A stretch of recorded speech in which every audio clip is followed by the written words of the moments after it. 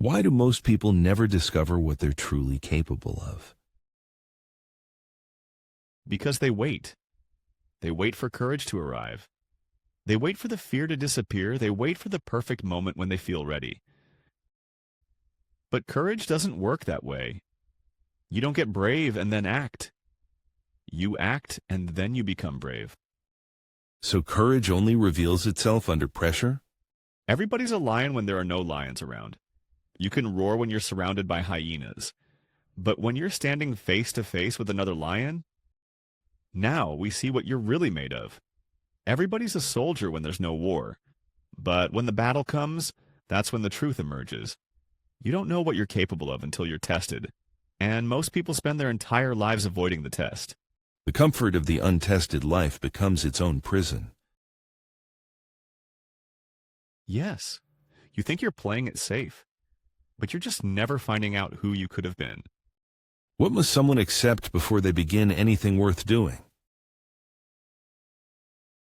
Winning demands that you look stupid first. That's the game. I didn't make the rules. That's just how it works. The first time you try anything worthwhile, you're going to look like a fool. New skill, you'll suck. New business, you'll stumble. Building discipline, you'll fail. That's the cost of entry. And the people who win are the ones who accept that cost and keep moving anyway. Everyone else quits because they can't handle looking incompetent for 5 minutes. So ego is the enemy of evolution. Always. Your need to look good kills your capacity to become great. You can protect your image, or you can grow. Pick one. What's the paradox most people never understand about comfort? The more comfortable you get, the more uncomfortable life becomes. Every action you avoid compounds into consequence. The bills pile up. The weight stacks on. The opportunities close. The skills atrophy. People think comfort is the reward. But comfort is decay disguised as rest. The body that doesn't move weakens. The mind that doesn't struggle dulls. The person who avoids discomfort becomes fragile. And fragility is suffering. So there's no escape from difficulty, only the choice of which difficulty to face. Exactly. You either face the discomfort of discipline or the pain of regret, the discomfort of action or the suffering of stagnation. You're choosing pain either way. The only question is, do you want the pain that transforms you or the pain that destroys you? And here's what most people don't get. You have to do it scared. You have to do it alone. You have to do it broke. You have to do it when you don't have the answers, because you figure it out by doing it, not before.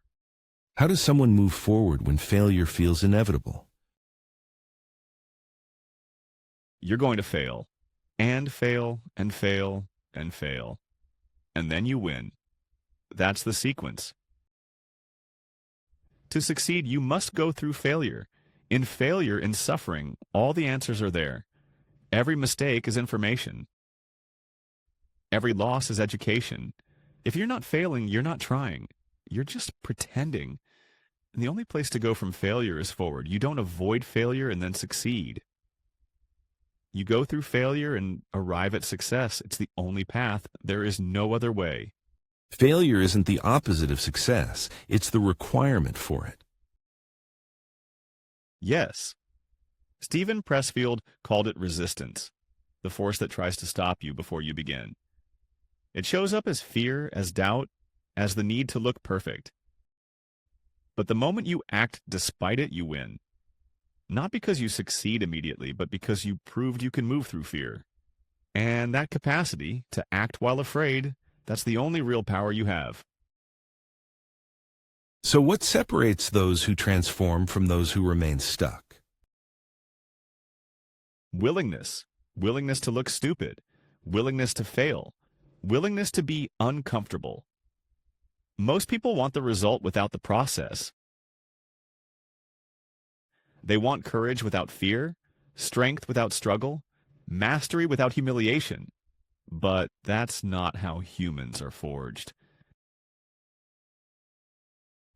Viktor Frankl survived the concentration camps and discovered that the one freedom no one can take from you is the freedom to choose your response.